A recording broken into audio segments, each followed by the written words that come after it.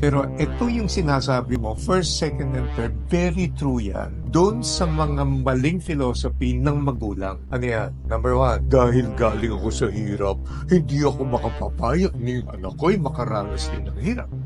Ang sagot ko sa kanila, congratulations, you just destroyed your children.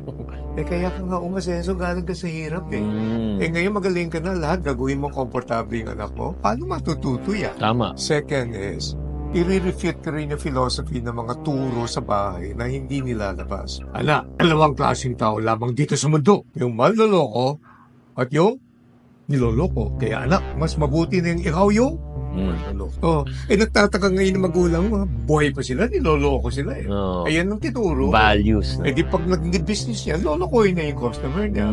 Pag nag-partner siya, lolokohin niya yung partner niya. Bumabalik, mali ang turo. Ang turo ko nga sa aking mga anak ay, hindi na balilugi